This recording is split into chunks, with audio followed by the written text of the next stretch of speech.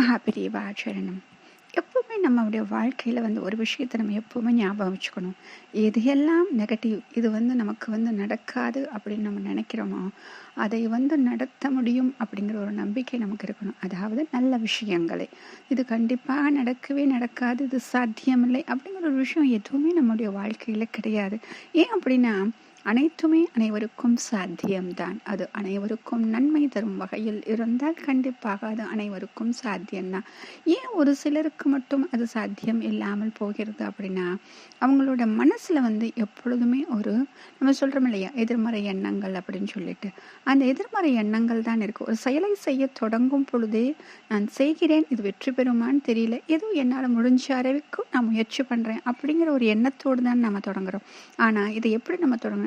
கண்டிப்பாக இது வெற்றி பெறும், என்னால் இதில் சாதிக்க முடியும், இதை நான் நன்றாக செய்வேன் அப்படின்னு சொல்லிட்டு எல்லாமே நேர்மறை எண்ணத்தோடு தொடங்கினால் எடுத்த காரியங்கள் அனைத்தும் வெற்றியாகத்தான் வரும்.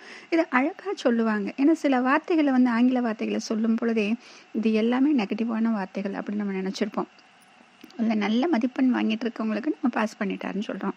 இதே ஒரு மதிப்பெண் குறைவாக வாங்குறாரு, ஒரு ஏதாச்சும் வெற்றி கிடைக்கல, தோல்வி அப்படின்னு சொன்னோன்னே அந்த ஃபெயில் அப்படின்னு ஒரு வார்த்தை சொல்கிறோம்.